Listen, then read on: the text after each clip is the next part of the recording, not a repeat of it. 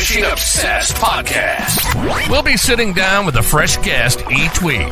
Someone who shares the same kayak fishing passion that runs through our veins. We're talking kayak anglers, kayak companies, lure experts. Heck, anyone who's got a story to tell about landing the big ones from a kayak. We're setting our sights on becoming the #1 kayak fishing podcast in the world. You'll get a chuckle, a grin, and hey, maybe even a belly laugh. Because we believe in the power of humor. But above all, we're here to educate and inspire. So, whether you're a seasoned kayak angler or just dipping your toes into this exhilarating world, join us on the Kayak Fishing Obsessed podcast. It's time to reel in adventure, camaraderie, and the joy of the catch. Here's your host, Darren Wendell. Fish freaks, welcome to KFO, Kayak Fishing Obsessed podcast, episode number 60. Wow, made it that far. You know, the average podcast lasts like 7 episodes. So the fact that we're on 60, I'm pretty excited about this. Well, this show is brought to you by my personal YouTube channel, Wendell Fishing. If you've never been there, over 1,000 videos. I put out daily shorts, daily community posts, weekly podcast, which you'll listen to right now, and at least one weekly video, sometimes 2, sometimes 3. It all depends on what's going on. In the middle of the fishing season, I usually crank them out a little faster. But there is one thing I want to tell you about. If you're not on YouTube a lot, if you're listening from Spotify or wherever you're listening in from, right now, it's those who are live. Last week, I told everybody about a Facebook page I created about 3 months ago called Kayak Fishing Freaks. Last week when I had Chad Hoover on the call, we were just talking. I was just below 1,000 people in this group. In the past week alone, guys, we grew 1,200 members. So we're at like 2,200 members right now. So if that's something you're interested in, I'm going to throw that link in there for everybody. Also, it'll be one of the top comments in the live YouTube afterwards. But love for you to join the Kayak Fishing Freaks. Get your freak on over there. Having a lot of fun. I'm actually really enjoying it. So remember, we're going to talk about the Knucklehead in a little bit because that just launched today, the Knucklehead tournament. For those of you who haven't been around, maybe you're a little bit new. We did that last year. We're going to be doing it again this year, and some rules and some different nuances to it change. So sometime throughout this show, I'll be breaking that out. But for right now, remember, all those who join us live, this is an interactive podcast. Ask your questions. I will try to get them answered. And of course, please converse with one another. You're not going to hurt my feelings. All right, guys, I have Clay Kayak Fishing, CKF Outdoors with Brennan and Jared. Guys, welcome to the show. How you doing? What's up, everyone? How are you doing? Good. So why Clay Kayak Fishing? Where did that come from? So that's actually the area we're kind of from. That's where they originated. We actually changed over to CKF Outdoors this past week. And the reason for that being, we kind of do some other things besides kayak fishing. Started out kayak fishing. Now we're doing some other things. So we want to keep that original CKF in there and change it over to more of a outdoor-based, other things. Or someone out there. You were so cryptic. It made it sound like you're like running moonshine or something. Like, wow, we're doing some other things. Yeah. You never know. Never know. You are from Kentucky. Well, that is true. So tell me the story. Like, why? I always love hearing people's stories when it comes to, a lot of us grew up fishing, but why'd you make the switch to start like filming it, editing it, posting it, doing that whole deal? So kind of started out just a group of buddies, enjoyed fishing. We started out, we just started on Facebook, Instagram, stuff like that. Just posting like some photos of some fish we caught, stuff like that. And then we decided we were going to move into like TikTok and YouTube shorts and posting videos on Instagram, shorter videos. And then it just went into, we're filming full videos, and here we are today. I think the thing with me was it's more documentation purposes for myself. And you have to understand, here in our area, kayak fishing isn't a big thing. And so we enjoy doing it, and we was just wanting to introduce, the people in our area to the same sport. Yeah. Heck yeah. I don't know about you guys, but I've shared this before on my post. So if anybody's out there, you're like, hey, I've been wanting to start a channel. What it's done for me, two things I can think off the top of my head. Number one, whenever I'm editing, a lot of times when I catch a fish, I think I knew how to catch that fish. Or like, oh, I did this.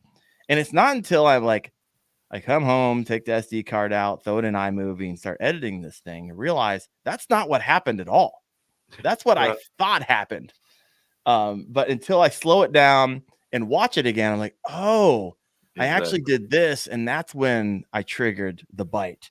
And it wasn't something I was thinking about because a lot of times you just get in that monotonous cast, reel, pause. It just becomes almost second nature. And so one, that's helped me out a whole lot just through kind of a post-mortem. Yep. But two, when it comes to creating fishing content on YouTube, if you don't know what you're talking about, everybody gonna let you know, right? And so it really requires an intense amount of research before you do these videos, which is I actually love because I do a video, I generally know what I'm going to talk about, and then I do a massive amount of research to make sure that I'm not an idiot, and then I kind of pile together with my own kind of flavor, and boom. And because of that, and now I'm 1,000 videos in. A lot of those are shorts, but a lot of them are full length. That has really helped me leaps and bounds become a better angler over time. And so if anybody's out there, you're like, oh, I want to start a fishing channel, but I don't think anybody's going to watch it. Don't do it for them. Do it for yourself. All right. Yeah. Because it's really going to help you grow and really hone your craft. And so I don't know. That's 100% true. Yeah. Yeah. So, I know you probably feel a lot cooler catching the fish than watching you catch the fish, watching yourself catch it. Yeah, 100%. Yeah. It's fun. It's a good time. So you guys have a podcast as well. Tell me a little bit about that. How long have you guys been doing that? Yeah, so it's called Yakking Live. We've been doing it probably about a year now, maybe a little over a year. We've had some guests on. We had Creek Fishing Adventures on one time. Oh, yeah, John. We've had some local people. Pretty much, just some different people talking about their experiences. We've had Tyler's Outdoor Adventures. He does a lot of musky fishing, hunting. Okay. So basically, while we started our podcast, just maybe connect with other people. It's been the biggest thing for us with our podcast, and we just enjoy, sitting down and talking with other people, hearing their experiences and how they do things, and helps us learn from it as well. Yeah. And my thing is, I also like promoting other local people. Even though we're not huge, but that's still helping get their stuff out there as well. So yeah, 100%. Yeah, I mean, subscribers, all that stuff's kind of I don't know. It says just something, but there's a lot of like smaller channels out there that can bring the juice. There's a lot to learn. So yeah, I don't know. It's all who you trust, kind of your vibe. That's who you kind of gravitate toward. And I get it. We'll talk about this in a little bit. I'll kind of break halfway through the show, and we're going to talk about the Knucklehead. But John was in the Knucklehead last year with me. You guys familiar with the Knucklehead? You guys going to be part of this year? Maybe. Yeah, that was a no, everybody. That was them being really kind to me on the call. But yeah, down there in Kentucky, I have to pass you guys in order to get down to Alabama. Yeah. Well, let's hop in here really quick. Here is something that's just interesting. I don't know if you guys noticed this. So in the headlines, I follow One Rod, One Reel, and obviously part of. I don't follow the whole Guggen Squad thing. I know at one time it was Lake Fork Guy, Flair, John B, Lojo, Lunkers TV, and One Rod, One Reel, and that the drama in that I don't follow. But for whatever reason, One Rod, One Reel has had 1.6 million followers. And like last week, do you guys see this? He just started posting. He's like, I'm only going to do fishing videos like one on the weekend. And instead, I'm going to start posting about stocks. Did you guys I did see that? Oh my God. I was losing my mind. I was like, bro, you got 1.6 million who subscribe to you to see you like catching swamp donkeys. And now you're talking about the market and whether, you know. Yeah, and I was so like, I seen how long? Oh, go ahead. I saw his video there. He was talking about said I'm done with fishing videos, or it's titled something along those lines. Yeah. I was like, this got to be a joke, you know. And I got on there, and sure enough, he said what you said. He, you know, may post one, you know, frequently or not frequently, but every once in a while. And then a few days later, he was posting stock market videos. Who wants to watch stocks? Well, I mean, that's, for real. That's the Some crazy people do thing. that. And Yeah. Not me. I watched part of it and he was like, oh, I estimating I get anywhere between 50 and 100,000 views per video. And I'm guessing I'll get like 20,000 now that I'm posting about the stock market. And I think as of like yesterday, I went to go look at it. I think he took them all down because they were pulling like 4,000, 5,000 views. Can someone confirm that? Head over to One Rod, One Reel. Let me know if you see any of those stock videos or if he was like, this was a dumb idea. And I'm going to go back to my fishing channel where I pulled in 50 to 100K. It was wild. So I don't have time to go over there right now, but that was I just wondered if anybody else saw that. Let me know if anybody else in the comments, if you were watching that unravel as well. All right, so with this kayak fishing obsessed, let's talk a little bit. What kayaks do you guys roll with? I got the Bonafide SS 127. Okay, paddle yak. And what do you think about it? How long have you had it? I like it. I got the Motor Guide XI3 on the front of it, so that helps a lot. You ain't messing around. Nope. No games. The only thing I hate, my buddy has one, the old Spot Lock, and I go fishing with him a lot. I don't know about for you guys, but for me, I can never have something that tall in front of me. I'm constantly, that's where I'm casting. So do you just stand up and fish, or do you just figure out a workaround and just? I figured out a workaround. Yeah, fascinating. All right. How about you, Jared? I have the Perception Outlaw. I mean, Brendan. 11.5. Okay.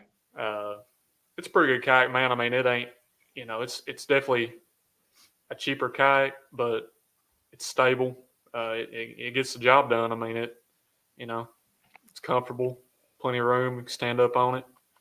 I may upgrade to a Bonafide one day, but when we kind of got into this, I was just kind of looking around, you know, for kind of a lower budget kayak and found that one. It's worked pretty good.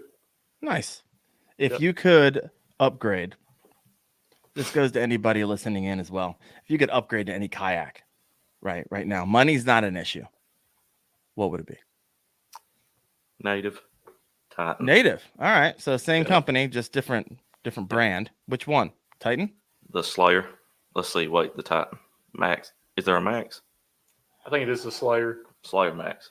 Okay. Pro Max. Yeah, something like that. Why that one? Yeah, that. Pedal drive? Yep, pedal drive. All right. Tell you what, they have juicy pedal drives. I love the rappel drives on those things. How about you, Brian? You're a Slayer guy. You're a Native guy. My first kayak was a Native Slayer Propel 10. That thing is light. I think it was 65 pounds without the motor. And it's a great little throw and go. You're not going to get any lighter than that with a pedal drive. That's kind of worth its salt. Yeah. So I ran that for a season or two. Loved it. Thing turned on a dime because it's 10 feet. It tracked horribly, right? But it was also an older version. It was like a 2018 Native Slayer. But man, I would never go back to paddling. I barely paddled at all. But man, that pedal drive. And then upgraded to Bonafide P127. Got it second hand off Facebook Marketplace for a steal. I think the guy gave it to me for $2,100. And he said he fished in it once. It looked like it was coming off the showroom floor. Now, granted, I had to drive 3 hours to go get it, but definitely worth it. How about you, Brennan? Upgrade, what would it be? I'm going to have to say the SS127 is pretty hard to beat. I've actually tried Jared's kayak out, and it's pretty hard to beat. And I know Chad uses it as well, and he says it's awesome, so it's got to be awesome, you know. It's a solid unit. So you had unlimited budget and you chose a paddle kayak? Well, I don't know if it's where I'm a young blood or what, but I kind of like paddling, man. It's a workout, you know. But, you are a young blood. I'm gonna have to agree with Jared though. The Native, one he was talking about, Native Titan. It's a pretty good kayak as well. If I was going to go with pedal drive, that'd definitely be the one. Darren, which one do you like the best out of your pedal yaks? Oh, 1,000,000%. If you were to turn that question back on me, what would I upgrade to right now if I had a limited budget? I would say nothing. I absolutely love my P127. I have an NK180 motor on the back of it, which I just started using recently. It'll go at 4.5 miles an hour sustained. And once I get to my spot, I just pull the string, it pulls up my motor, and I can just pedal around and position all the ways that I want to position. It doesn't have a great turning radius like my Native Slayer 10 did, simply because of how it's built and the length, but it tracks like a dream. So very cool. Sweet. Yeah, I have that thing decked out exactly. Once I had the motor on it, and my buddy's like, "Oh, you see, I have a Garmin 92 SV UHD fish finder." He was like, "Oh, because it'll fit live scope." It's like, "Oh, you got to get live scope," because he's sending me all these like secondhand Facebook deals and live scope. It's like, I'll be completely honest with you, I don't want another thing on my kayak, and I really don't need live scope right now. And so I don't know, man. I love Bonafide kayaks, and I have no affiliation with them. I just like them. Like I just went to the Columbus Expo in Europe. It's kind of nice to be able to go around, like touch kayaks. You can kind of like feel like, oh, this is built tough, or this is kind of flimsy, or this, but every Bonafide's like, these things are built like battleships. And they are. Yep. And I got my hands on the PWR, which is really nice, but I still love paddle kayaks. Although I'm sure it's a fantastic kind of motor down, when I get into my spot, I don't want to paddle. It's just, I want to be fishing the entire time. But You know what? That's personal preference. I know guys out there like, oh, paddle for life. The guys are like, not a chance you ever see a motor on my kayak. Hey, you do you. So I get it. All right, we got a couple comments over here. Let me see. I haven't been able to follow them a whole lot. People are going crazy. Here we go. Mark Thomas. He said 2 weeks ago, One Rod posted, "This is the end. No stock videos." And then 2 days ago, "I'm back to fishing." Well, he made the right decision. Yeah, we'll see how that went. Yeah, that usually happens whenever your revenue is like, yay, down the crapper. Yeah, money. Right. Money talks. Low Life Angler says, Native Slayer Propel 10 soon. He's getting one as well. Yep. He also said the Titan was his initial choice, but the weight changed his mind. What is the weight on that thing? $120? I'm not sure right off, but I know it's heavy. All right. I know it's fully rigged out.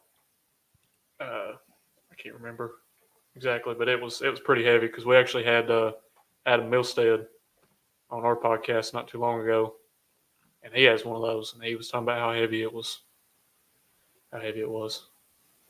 Huh. All right. Elizabeth said, "I idiotically employed the buy once, cry once mantra. I'm crying all right." Crying herself to sleep. Let me see what else we got here. My best friend has sold his Hobie Outback and just got an unlimited. I'm a little jealous, from Bucktail. Man, those unlimited, a lot of anglers are moving over to those things. Yep. One of my teammates who I won the Knucklehead with, Tammy Sanchez, had one. She had it tricked out, had a nice motor on the back. I'm like, all right. Sly Fox says some of the Titans are like 140 pounds. Yeah, that is not a throw and go. That is a trailer it down. And if it's not fully loaded, maybe get some native sidekicks on the side of that and drop it in the water. But boom, man, that's a heavy yak. All right. Yeah. Wow. Got all kinds of things. Michael. Of Oh, there you go.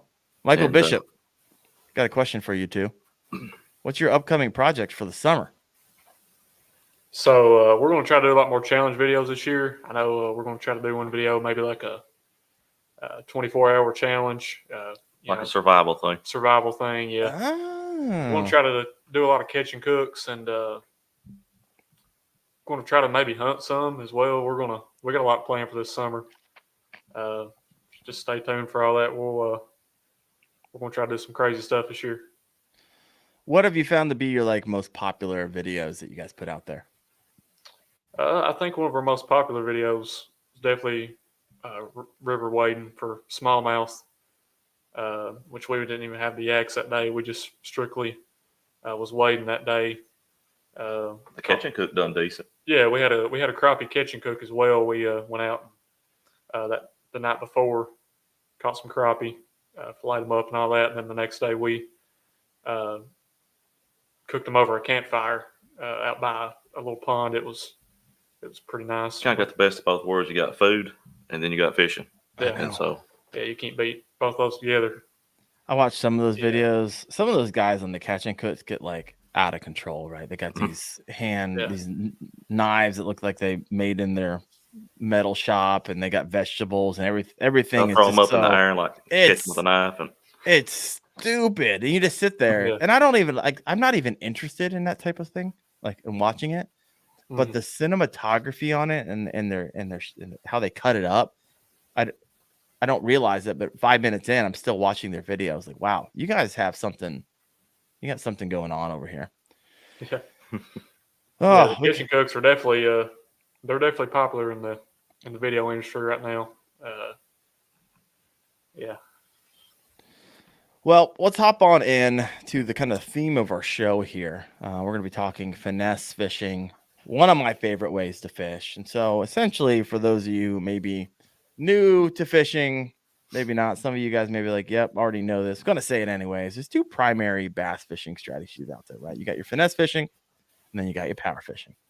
And your power fishing is going to be your aggressive, kind of dynamic angling technique, right? The lures are going to be more quick, fast pace, typically going to cover larger areas of water. And your primary goal in power fishing is going to be those reaction bites. So what you're throwing a lot of typically is going to be crankbaits, topwater baits, your spinner baits, those baits that create kind of intense noise, intense vibrations, to get those aggressive bass to kind of snatch them, right? So power fishing is really great for like warmer months when bass are actively feeding more often. And then you have finesse fishing.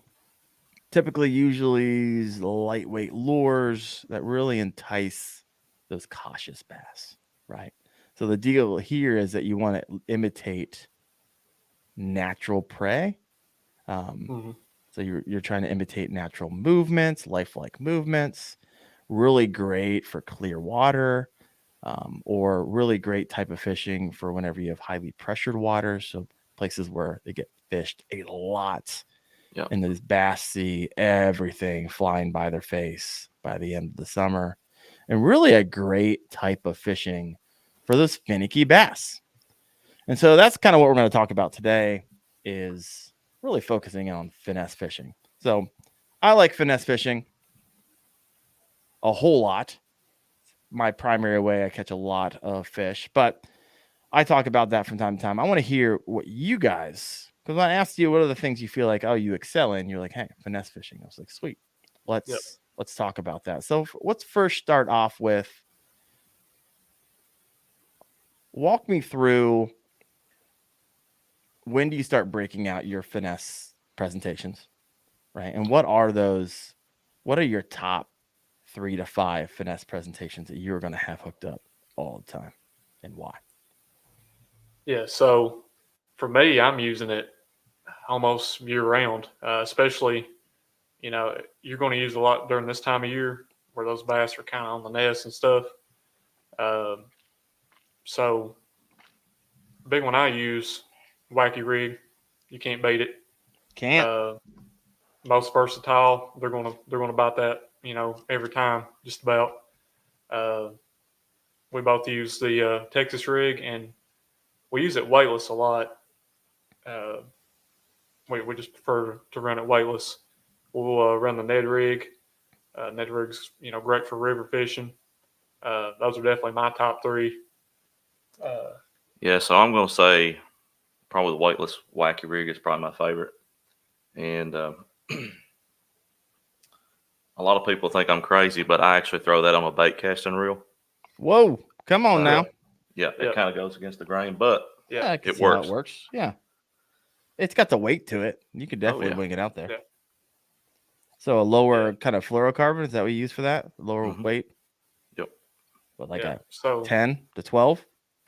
Yep. 12. Yep. All right. So really quick, so let's break these down a little bit. I know you guys, be honest with you, everyone's like, oh, great. Yeah, the wacky worm. I get people who write me on my YouTube channel all the time. Be like, hey, I've never fished a wacky worm until you taught me how to do it. And it is absolutely slaying. Oh, yeah. I also, and maybe you guys get this as well, I get a lot of people clowning me for using the wacky worm.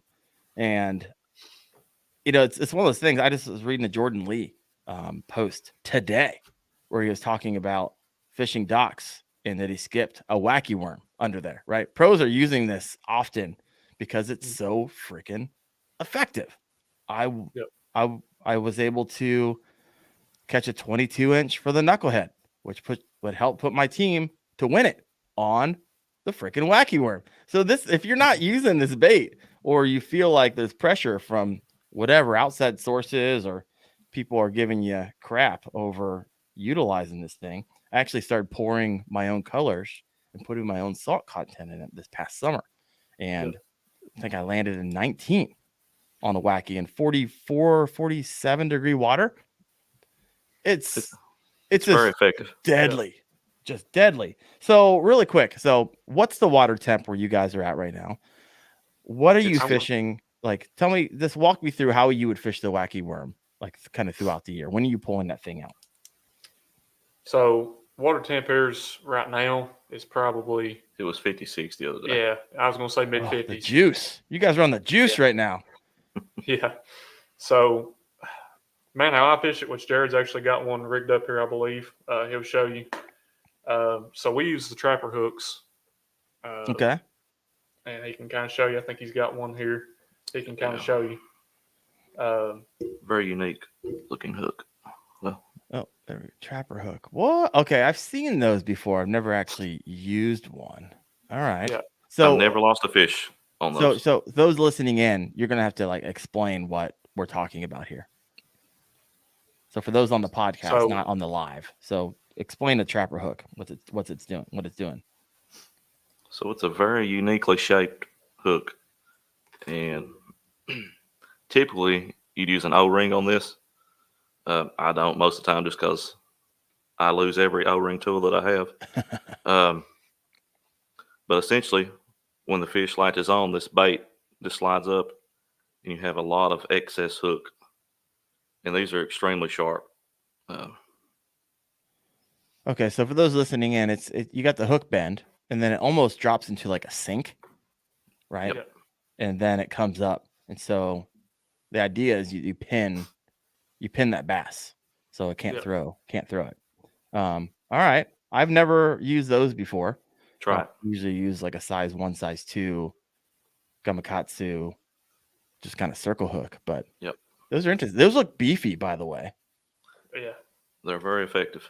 I think you can get them on a Tackle Warehouse. Is that pretty sure it's where you get them? Yeah, and they're actually rather cheap. So really, what do they run? Last time I seen there was like 75 cents for like a 5-pack or something. What? Yeah, 75 cents for a 5-pack? Yeah, they were rather cheap last time I looked at them. What? All right, someone's got to go on Tackle Warehouse and find that deal and post it on the live show, because I'm paying like 80 cents to $1 a hook on the other kinds. That's wild. I love it. Yep. All right, so keep going on the wacky rig. So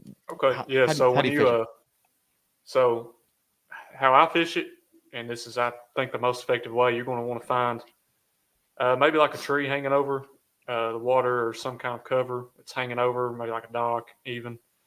And I just try to flick it up from under those trees. And so when you throw it, you want to let it sink all the way to the bottom.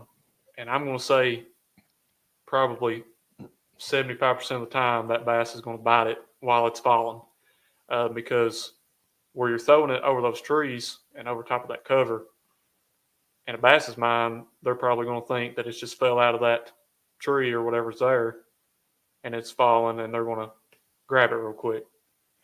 So a lot of times when I hook up on a wacky rig, it's going to be initially when that bait is falling. When that bait's falling, I'm just sitting here. I'm just letting it fall. I'm not doing anything with my rod.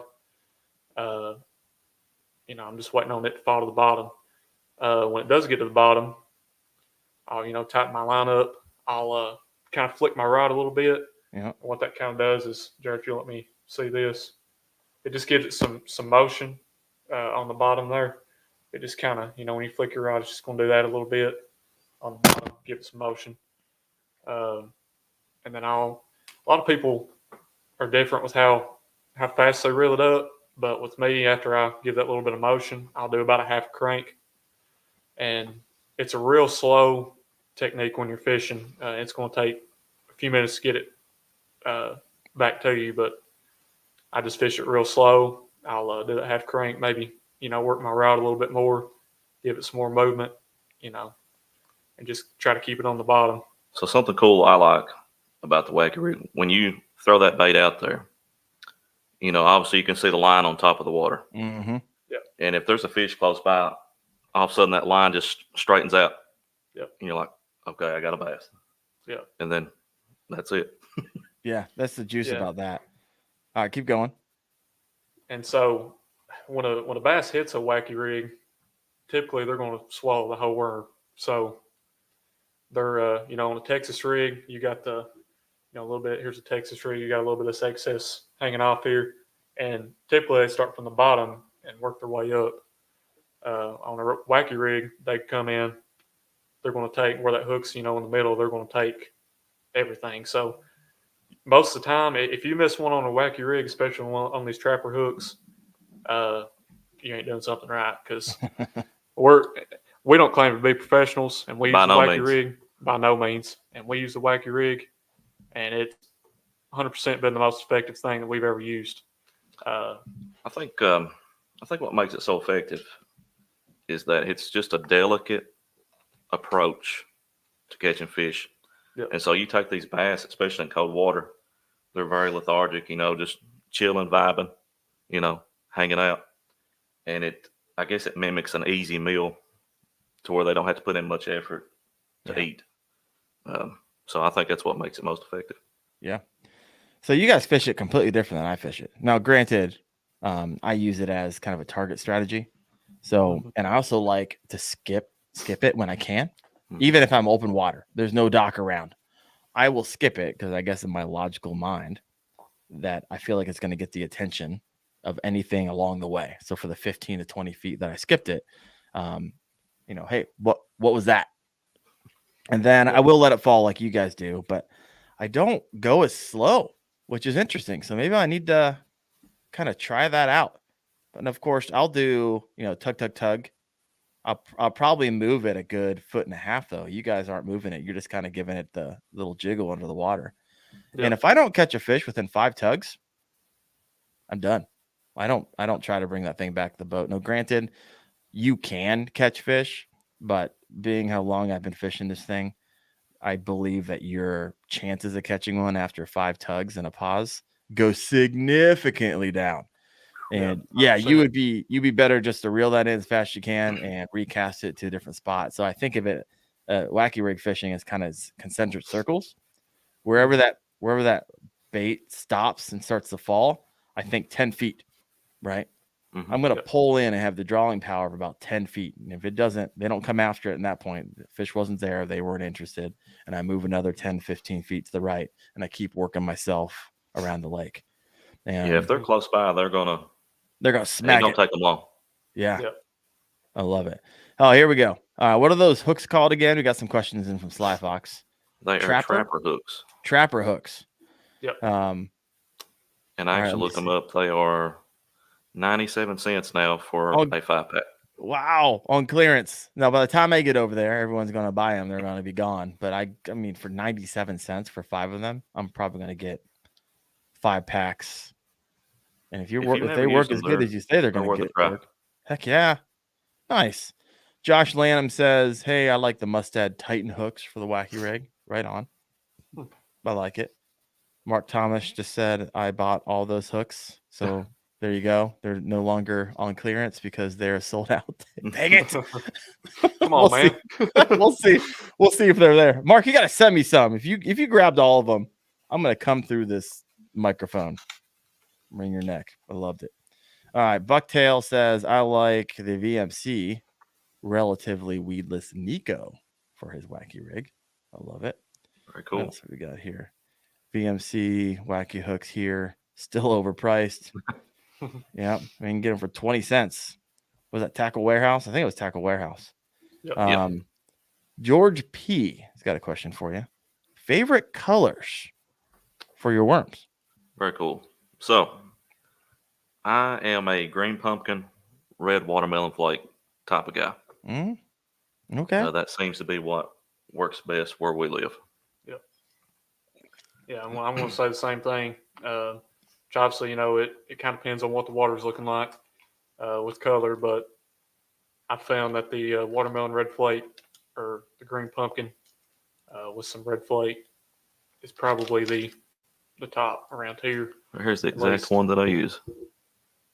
Oh, there you go. So those are Guggen what? Lunker logs? Yep. Lunker logs. 4. Yeah. Use a 4-inch. All right. I've never go down to 4. I always use 5-inch. I got some 5s too. Yeah. Okay. Is Guggen your go-to for worms? Most time. Okay. I prefer the Yumdingers myself. So cheap, so juicy. Yeah. I think it's the smell of Guggen for me. I don't know. They do smell good. You got me. Yeah, you got me there. Like you like what they smell like, or you feel like the fish like what they smell like? Both. Yeah. But I'll tell you another one I liked using a lot last year is a Yumdinger, and it's almost like a motor oil color, and on the end it's like a yellow fluorescent Chartreuse. Chartreuse, yeah, kind of tip on it. And they were biting that pretty heavy last year. I don't know what they like about it, but I bought a lot of those last year, used a lot of those last year. Caught a lot of fish on them. No, we're talking about different kind of hooks that people run on the wacky rigs. I have a question for everybody in the chat. Have you ever used a EWG hook to run a wacky rig? I actually have. I have too.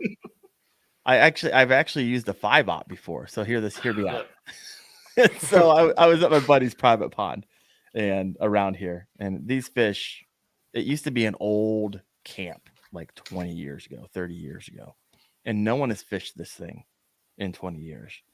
They just purchased the property and it's like, hey, you got to come out here and tell me what's in this lake. I was like, well, heck yeah, I'll be out there. Tell me when and where. Don't threaten me with a good time. And so I get out there and I'm just anything I throw, they will hit. I could throw a freaking baked potato and I feel like these bass would hit it because they haven't seen anything in 20 years. They're like, they haven't seen a lure. It's wild.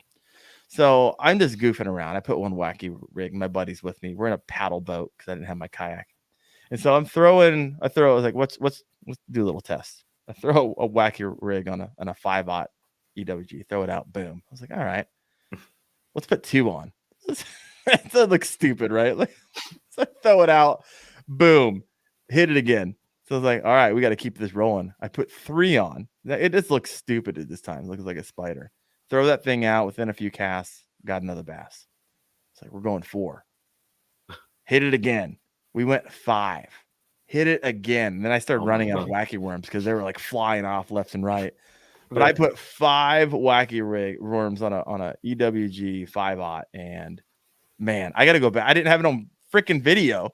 I want to go back and see how many worms I can put on a 5-aught, or if I even have a bigger hook than that, and see how many times I can get those stupid things to bite. It's going to be a good time.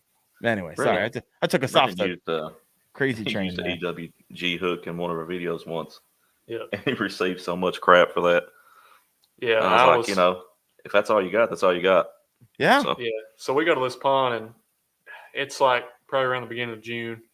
Sun's out, weather's nice, wind's not blowing. I mean, it's perfect day for fishing. And I went to town on a wacky rig with these trapper hooks. I don't have any. I'm like, huh. So I can't remember if it was, I think it was a 5-aught as well.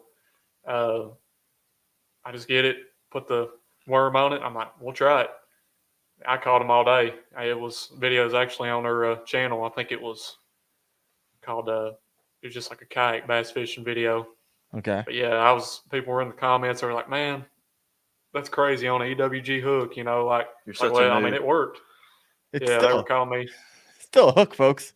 Yeah, I mean, Yeah. it got the job done. So, and I've actually done it again since then. So, I mean, it caught them just as effective as, I mean, now the trapper hooks, they're unbaitable, but it got the job done. All right. I got a bunch of questions and comments over here. We'll head over here. Okay. All right. My goodness. Where do I go? Going way back here. All right. Here we go. Elizabeth Z. She likes the Gamakatsu G Finesse Stingers for wacky rigging. All right. I like it. Bucktail. Watermelon Red Flake. Yeah. June Bug. See, I don't get into the June Bug colors. Me neither. And Green Pumpkin with Chartreuse Tip. And Elder's Magic. All right. Wow. I've seen that color, but where do you find this Elder Magic? Yeah, I know I've seen it. I can't it almost looks like a mud in my mind. What color is Elder's Magic? Can someone tell me, please? Bucktail, you're making stuff up. Low Life is like, hey, black and blue. Those are typically my go-to colors. Black and blue when it's muddy. Yeah. Muddy water. Right? Yeah. My green pumpkin. I started pouring my own colors this past winter. I mentioned it earlier in the show, but I have probably like 8 variations of my favorite type of green pumpkin. I got really dark. I got like mud. I got my green pumpkin. I got my baby bass for really clear. And those are, so I've upped my game and I started putting a ridiculous amount of salt in it because I love the Senkos and just love how they fall. And someone said down here that the lunker logs are about as close as you're going to get to that Senko kind of fall. So you got something going on there. I don't think I've ever thrown a Guggen bait in my entire life. Really? And it's not because I'm against it. You're sleeping on the bandito bugs. This is what they look like. Almost like a... Oh, yeah.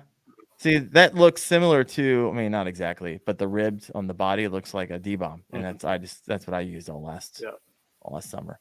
All right, let's go back over here to the comments. If y'all ain't throwing black and blue, I don't know what to tell you, says Elizabeth. Here you go. Yeah. I mean, we throw it sometimes, like Jared said, it's got to be muddy water. You know, it just depends on what the water's looking like. Yeah. I've got some black and blue. You know what I did? You don't see these a lot in stores, but I make straight black. Yeah. The old midnight. Oh, and I don't I've looked for them for a very long time. You don't see them. You got to special order them. You're not going to find them at Walmart.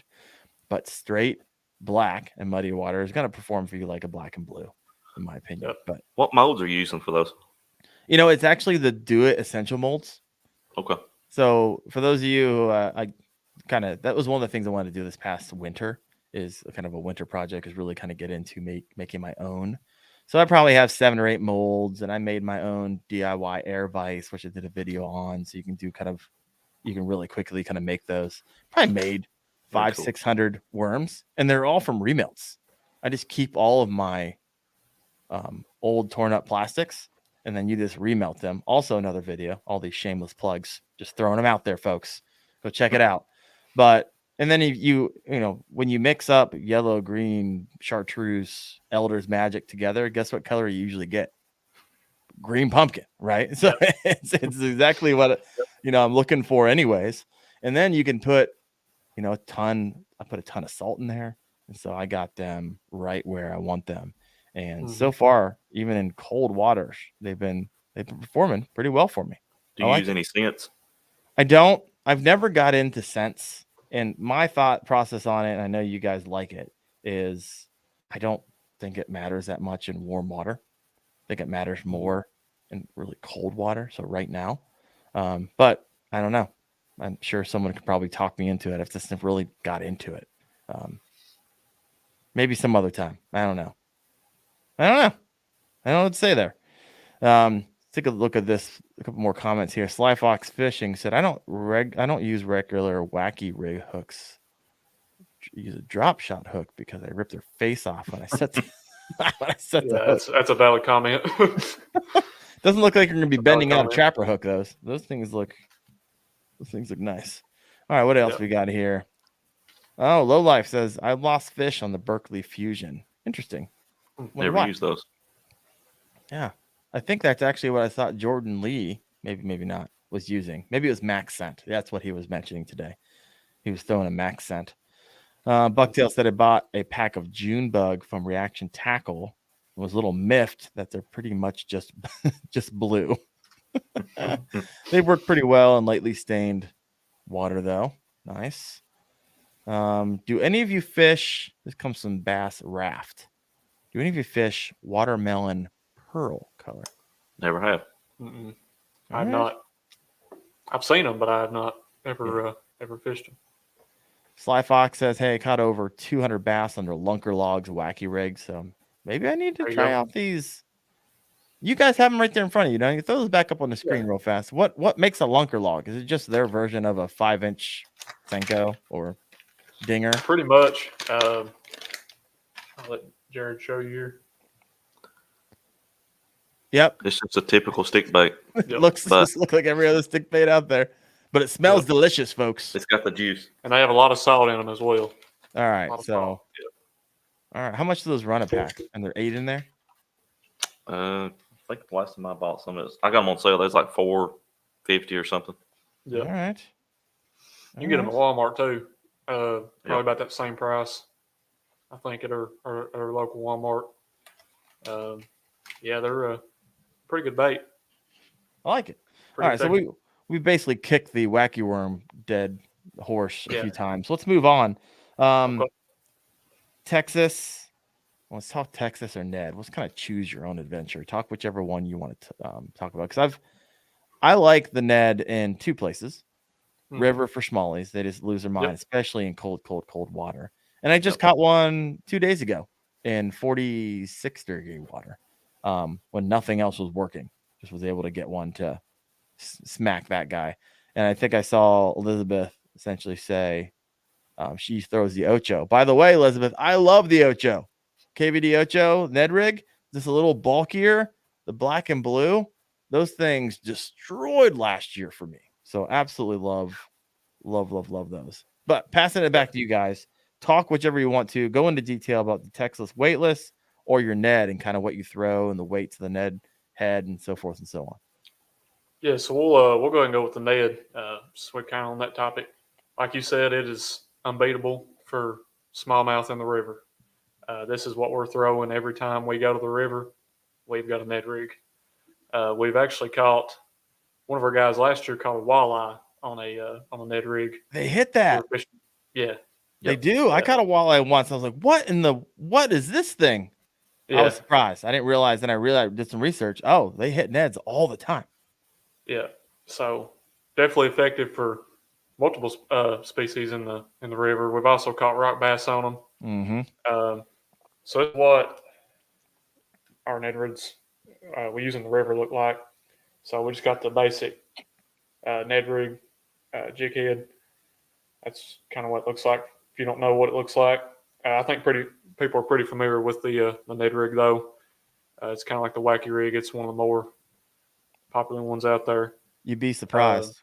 I'll be completely honest with you. I get people writing me all the time. Like, I've never fished a Ned rig. I do these polls on my YouTube channel. Right. Like, how many fish Ned rig? And you think it'd be like, 100%. And you're like, nope. Like 60% yes, 40% no.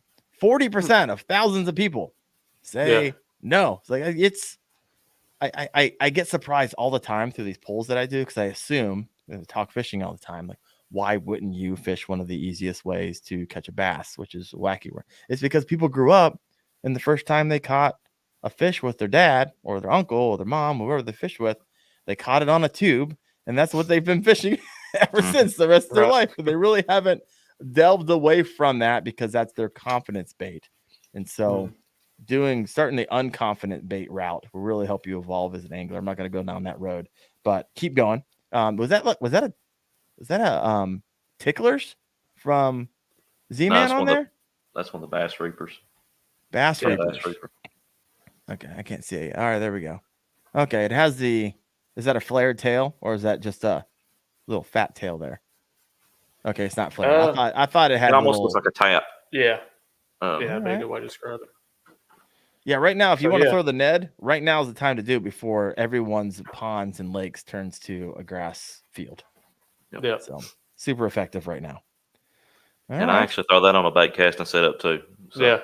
Do you have any spinning rods? I do. I just don't like them.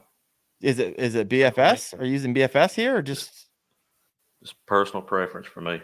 Yeah. Are you using a bait finesse system to throw those? Or are they? No, you're just using straight like power nets, like a 1/4 ounce. Or are you going lighter? 6. Say that again. Oh, the weight of your Ned rig. Yep. Yeah. What's yep. Okay. It's the Z-Man Pro Shrooms. Look at you. You're not messing around. You're like, hey, I'm just going. You don't have any issues when it hits the wind or nothing. Got that dialed in. Got it dialed in. Yeah. It's all about dialing that bait caster in. You can. Yeah. I mean, if you're good with it, you're good with it. But yeah, you're living on the wild side over here. I love it. Yeah. Pretty wild.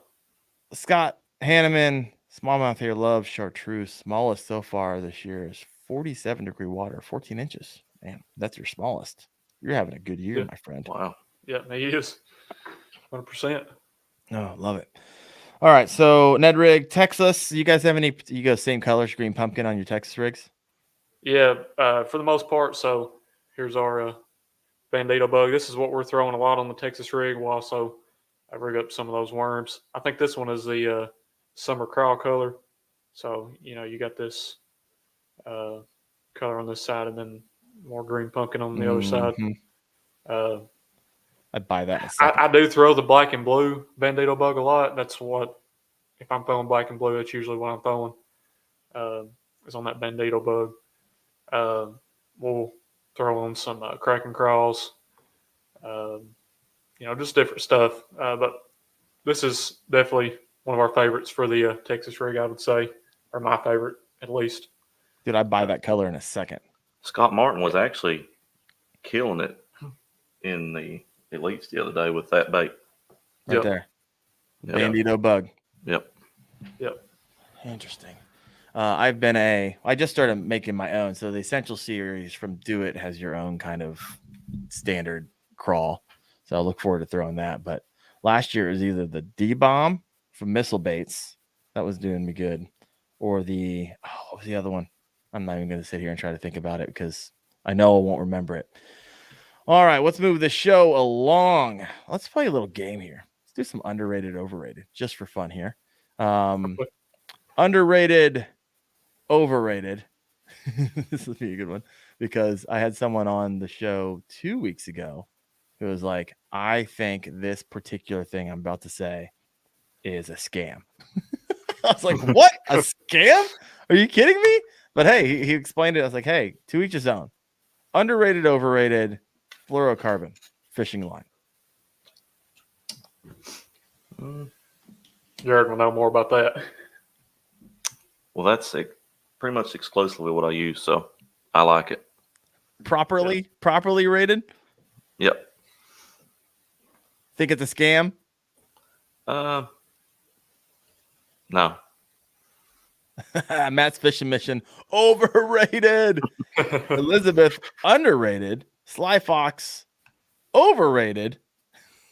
Everyone's all over the place over here. Let me know where you kind of fall on fluorocarbon because I personally, that's just all. If I'm not using fluorocarbon unless I'm fishing in like top water, which I typically will use braid over mono because it floats on top. Obviously, I'm using straight fluorocarbon. I don't do any leaders. I just use straight. If you buy nice line, it typically don't screw up for you. But man, so interesting. How about, do you use it at all, Brennan? Sometimes I'm more of a mono guy myself. Oh, so that's basic. Yeah. Be like very basic. stretching. Oh, I couldn't. I tried mono. Actually, what I tried recently was, hey, I'll give this fluorocarbon coated line a chance. And so, and when I set the hook, I was like, man, I feel like I need another like 10 feet just to set the hook from what I'm used to from the fluorocarbon. So you talking about the copolymer stuff? Yeah, copolymer. Just it felt just like mono to me. Now, and granted, I know there's places to fish mono. It's just not in my world, folks. I love it. Same. Scott Hanneman, pushing 60. Love mono. Bass Ackwards 13. Fluoro is king. Look at this. I love it. digs. Going to braid with my top waters. Love it. All right, let's move on to another overrated, underrated. Let me see here. What do we got? Underrated, overrated. Taco Bell. Overrated. Underrated. What? All right, you got to give a rationale. Let me know if you're over there in the comments. Underrated, overrated. Taco Bell. Hey, if you're not messing with Taco Bell, you're not American. I'll tell you that right now. Come on. What? Right now. We're an American flag, and he's over here. Yeah. Not Taco Bell. Come on, man. I mean, if you want an instant bowel movement, sure, go for it. Sometimes I want an instant bowel movement. It's so wrong with delicious. It's worth it. What's wrong with that? What do you order at Taco Bell? I know Jared's like nothing. Brendan. I know what Jared likes the nacho fries from Taco Bell. I know that for a fact, but they got rid of them. So, minus the nacho fries. Yeah. That's kind of turned me against Taco Bell just a little bit, but hey, I'm still rocking with the Taco Bell. Oh, I'm more of a Powerball guy. I like that. I like the Doritos tacos. I'm kind of basic, really. I don't get into all this cheesy gordita crunch stuff and all that. But hey, underrated. I'm gonna go underrated. I freaking love Taco Bell, and I worked there years ago. I was a lot younger then, and the lady who hired me this is after she hired me. He was like, "Hey, why'd you hire me?" She's like, "Oh, I thought you were cute." That's what she told me. I was like, "Are you kidding me?" I was Taco Bell Employee of the Month for like 2 months in a row, which just means everyone else was like just garbage. So that means discounts on Taco Bell, right? Yeah, it was. Yeah, I kept eating there afterwards. If that tells you anything, my goodness. Here, let me go read some of the comments. Some of the comments over here. Underrated, overrated. Taco Bell. All right, let me go find these things. There's so many. All right, let me see here. Oh my gosh, I got so many stars. It's like it's hard leading a podcast when you don't have like a co-host because I have to pay attention to what you guys are saying, and I also got to manage all over the knuckleheads over here in the comment section. All right, let me see here. Taco Bell. All right, here we go. Elizabeth, overrated. I think I've eaten Taco Bell twice in my life. Boo. Give you a long boo for that one. You know, I agree with you on the black and blue. I agreed with her on the black and blue, but I can't agree with her on that one. Now we're not friends. Matt's Fishing Mission, underrated. Did you know they had nutritionists vouch that Taco Bell is the healthiest of all the 7 major fast food joints? All you health food nuts out there, now you know where to go. So I have this place like fishing in Ohio, and every time I drive down there, there's nothing. Before I go into this area, which is kind of rural, there's one Taco Bell, and it's just like the beginning of all things good. And so I have like a nostalgic. I used to work there. I typically get there, and I don't know why they're so freaking expensive. They're what are they called? Why can't I think of it right now? Cheesy Gordita Crunch. Those. It's like the taco, and it has melted cheese, and it's got the soft shell on the outside. Oh my gosh. I don't know why they're like $15 each, but I still get them. They're delicious. Let me see here. Taco Bell sucks. White Castle all day. Hey, White Castle's good too. I agree with White Castle. I love that he's like, I don't choose Taco Bell, but I choose something worse than Taco Bell, which is a White Castle. Low life. My man. Scott Hanneman, 2 a.m. Taco Bell is king. I love it. Yep. Agree with that. Frank is Zamora. Just the thought of Taco Bell makes my stomach turn. Taco Bell's way overrated. Amen. Coming from Bucktail. All right. So question. You work there. Yeah. Is the myth about the meat true about it not being real? Oh, it's real. I think it's like a lower grade. You're not getting like grade A sirloin in there. I think they grade the meat. Not. I mean, it's good. Yeah, I know, right? Who cares? See, I was just there curious. You go. There's so many comments. I can't keep up over here. All right, I'm just gonna go to the next question down here. All right, we'll do one more underrated, overrated. Let me see here. Oh, underrated, overrated. Bladed jigs. I'm gonna say underrated. Yeah. Underrated. All right. Everybody in the comments, let me know. You got to give me you can't just say it. You got to share with me why you feel. I like throwing them over grass. Yep. Same here. Yeah. We have a lot of grass here. Yep. Yeah, that's definitely their best use. Throw them over that grass and they'll pop right up. I think their best use is like throw them in the trash. I hate those things. No, I've caught fish on them and I know when to use them. They don't like. Everyone talks about the chatterbait or whatever it is that you use, Evo or what. This jackhammer. There's a billion different knockoffs of it. But it's like feast or famine. I don't know. I've had a lot of luck on it, and other times I've thrown it just so incredibly much. And I've done enough research to know when I should pull it out and when the bass should be hitting it. And a lot of times they just don't. So I don't know. Frank Zamora says underrated. Elizabeth C says overrated. Come on, Elizabeth. Frank just gives a skull sign. I'm not sure what that means, but pull my finger, which is a fantastic YouTube name, by the way. Same level as FFS. I don't know if he's for or against or what that is. I'm not sure where he lands on that. But yeah, I'm just not and I've had a lot of people write me on the channel and be like, hey, you know what? I'm with you on that. Everyone talks about it's the bee's knees. I have it tied on 100% of the time. Just not me. I don't know. Yeah, now am I running it every time I go fishing? No. But if we show up, we see a little grassy area, I may tie one on, run it through there, see what happens. But it's definitely not one of my go-tos, if that makes sense. Yeah, it makes sense. Someone asked earlier, I didn't get back to it, back to the wacky worm. I just wanted to make sure we get that answered. What size line do you run on that? 12 to 15. Yep. Got it. Yeah, I actually only run 8.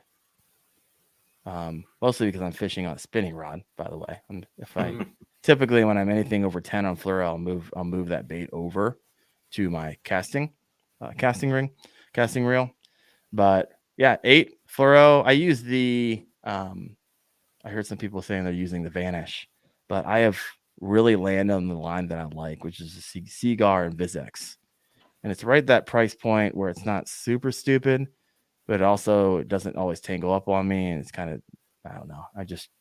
I've never had issues with it. And so big fan there. Oh man, there's something going over in the comments there, but I can't. There he is. Sly Fox. Bladed jigs have a time and place. But spinner baits are king of the bladed jig. Not the I can't get behind that. I can get behind that. Spinner baits. I did a whole hour and a half show with Sly Fox on spinner baits alone. And he was like, I can go for another 2. Let's go. I was like, that's another lure I don't love fishing. I don't know why. I know know when to bring it out, all that stuff. Just don't enjoy that type of fishing. Anyways, let's go ahead and move on a little bit. It's kind of a fun question. Oh yeah. If you have a question for Brennan and Jared, go and throw that. We're coming down toward the end of the show. But what are your top 3 content creators out there? Some around fishing, maybe some not around fishing. Kicking Their Bass TV he's pretty good. I like him a lot. All right. Why do you like watching fishing content? Why do you like what's his niche? What's he do that all the time? He does a lot of he's just different stuff. It's just all bass fishing mostly. All right. He's a lot of trophy fishing, honestly, is mostly what he does. So I'm going to go with the Fluke Master. Yeah. Oh, there you go. I mean, yeah, that'd be one. He is a Georgia guy. We're Wildcats up here in Kentucky. And what I like about Fluke Master is, when he first started, his channel was pretty much exclusively tutorial stuff, teaching people to fish. And I thought that was cool. So, what we got here? I got Bass Ackwards saying, I heard Bass Pro Fluoro is actually Seagar Red Label, but a third of the price. I did a video on that, and I bought the Bass Pro and I bought the Red Label, and I opened them up, and they look real similar. Same sticker, same reel, same nuances to the plastic that they house the line on. I couldn't get it confirmed, but had a feeling that's probably correct. But I don't know. We'll see. Everybody who's listening in, I want you to answer this. Number one, in your opinion, underrated fishing channel. Could be kayak fishing channel, which is the one that doesn't get a lot of fanfare, but you keep finding yourself going back to because you're like, man, I just like the vibe. I like that this person does this and they're not, no drama or whatever it is for you. Please throw those in the comments. What is a channel that you feel is underrated around fishing? And if you can make it go kayak fishing, I'm super curious. All right. You guys have an answer for me there? I would say yourself. Oh, if wow. I was answering. Yeah. Appreciate it. I wasn't out there like trying to debate myself in here as part of the part of it. But yeah, I appreciate that. I'm curious why. I like your DIY stuff. Yeah. All right. See, that's interesting because and you're kind of a down to earth person too. We kind of like all that, down to earth, and I appreciate that. Yeah. So I mean, that's honestly what I tried to be. Yeah. When I have my channel, okay, now we're getting a bunch of stuff coming through. I'm starring all these, by the way. We'll go back through these. When I think about my channel, I just try to keep it real, right? I don't need sponsors. If I work with a company, I like it. I have a job that's great, and I don't need to have a bunch of sponsors. So I'm not selling a whole lot. And I'm not trying to like pull in a ton of drama, like talk about things that are in the headlines that are fun, but not trying to get all people riled up all the time. Sometimes it happens, but just by default. But yeah, appreciate that. Matt's fishing mission said Northwest Fishing Secrets. You know what, Matt? I don't think I've ever like checked that out. I will have to check that out. BMB Electric LLC says Chad Hoover. What? Chad Hoover's not. It's got like 120,000 subscribers. I like Chad, except today when you guys see this. Let me share. I don't know if you saw this. So real quick, let's talk about the knucklehead since it's you brought Chad up. Let me share my screen here. All right. So Chad texted me today. He was like, hey, I got the knucklehead series up. And then he posts, where's it at? Oh, let me remove my banner because you guys can't see that.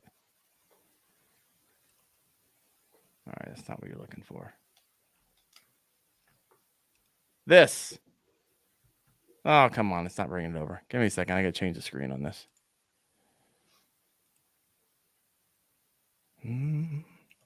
There we go. Hey, I got your page done for Knucklehead. And this is what he put together. Pink flowers, pink Team Wendell. And so, yeah, he's like, you can change it, but I'm going to change it right back. I was like, yeah. Chad's kind of like the godfather of kayak fishing. He is. Him and Gene like paved the way, man. It's it's I was sharing at the beginning of the show. We went from I had Chad on the show last week, so we started talking about the Facebook page and group that I started. I was like, hey, I had 1,000 like the first 2 months. He's like, oh, it took us like a year or two to get 1,000. I'm just thinking to myself, the reason I'm having success today is because someone blazed the trail years ago, and I know who those people are. Exactly. And so I was like, I'm just riding in on the coattails. The reason I was able to get 1,200 people over the past week to join the Facebook group Kayak Fishing Freaks is because of people. I stand on the shoulders of those who came before me. And so the Knucklehead, for those of you who don't know, we started this up. Chad just got these started today. Everybody's going to be Team Rudd, Creek Fishing Adventures, Gramps, Hoover, Fluke Master, which you just mentioned. We're going to do the Knucklehead again, except there's going to be a few differences this year. So some of the rule changes here are going to be team captains are going to run an online qualification series for 4 months. Everybody's doing the same month this year. I know in years past, someone started, March, other person started in May. Everyone is doing it May to August. The challenge is for the best 5 fish, just like last year, so nothing changes there.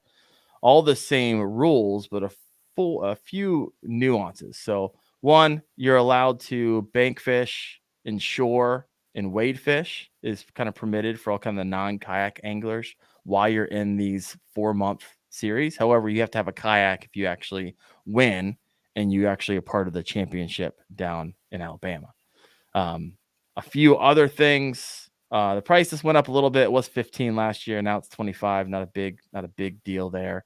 But there's going to be a Fish Ops fan fish off on Saturday, October 5th. And there's a $25 fee for that event. And the two biggest, it's going to be for the biggest 2 bass total, with the winner taking home $1,000 along with a big fish prize package and a bunch of giveaways, which is kind of fun. There's another nuance difference for prizes.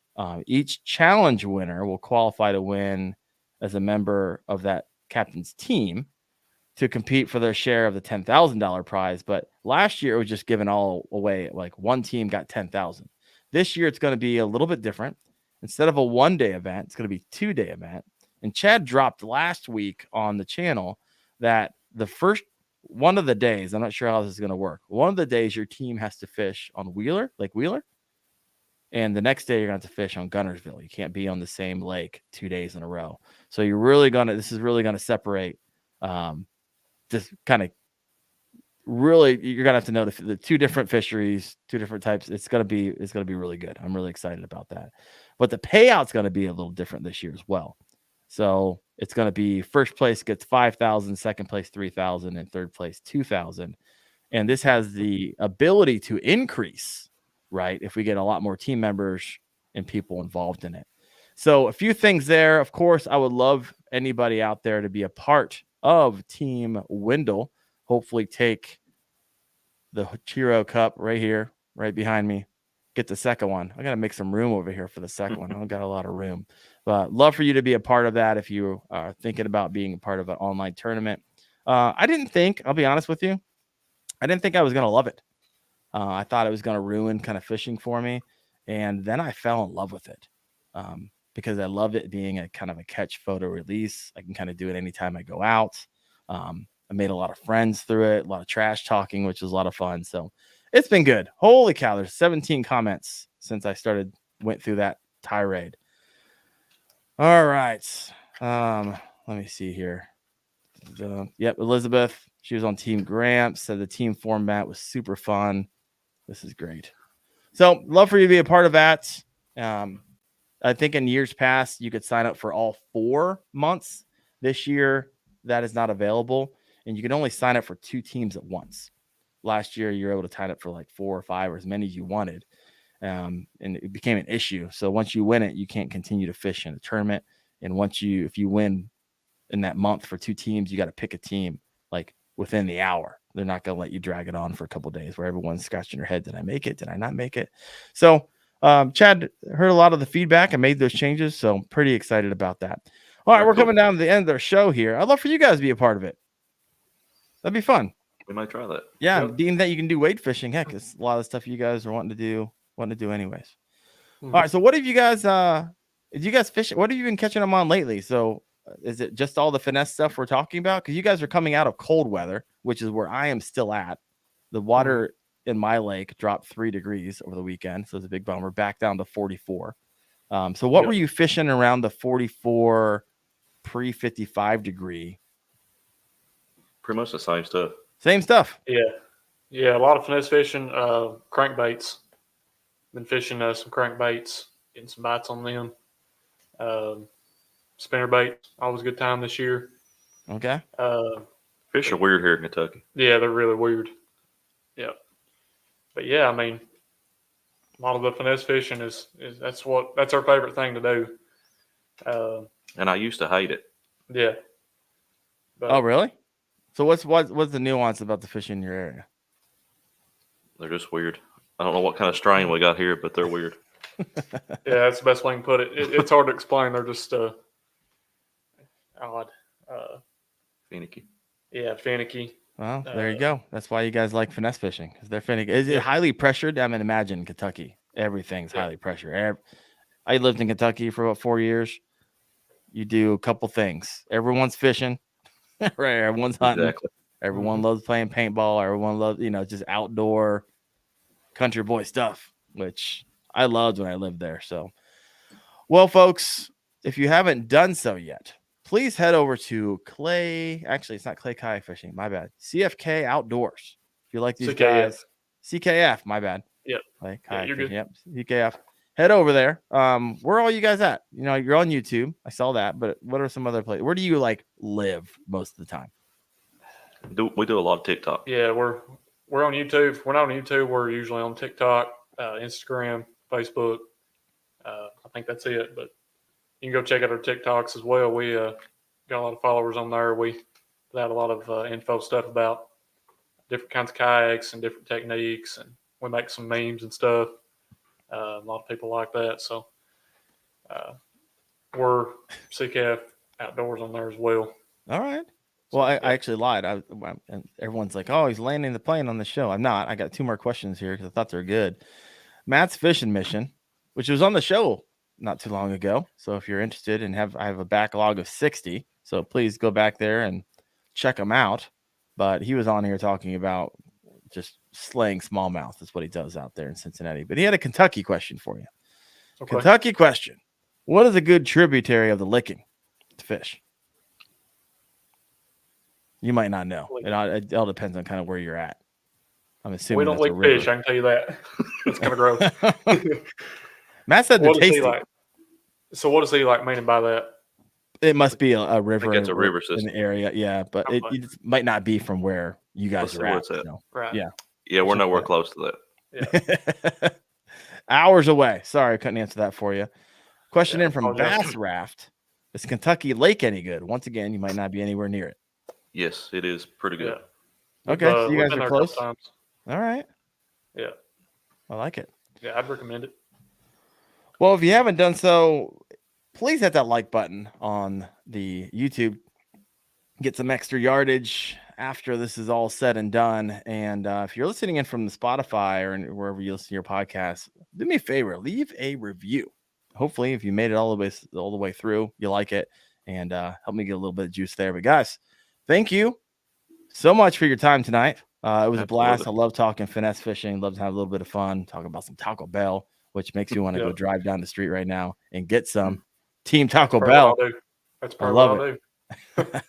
Brennan, Jared, you guys rock, and look forward to having you on the show again sometime. You guys have a good one. Thanks, everyone, for listening in. I'll see you next Tuesday nights. Who do we have next Tuesday? Fishing with Gramps is on. We're going to be talking about lures specific to spring and how to slay them. See you next Tuesday at 8:30 p.m. Eastern on the Kayak Fishing Obsessed podcast.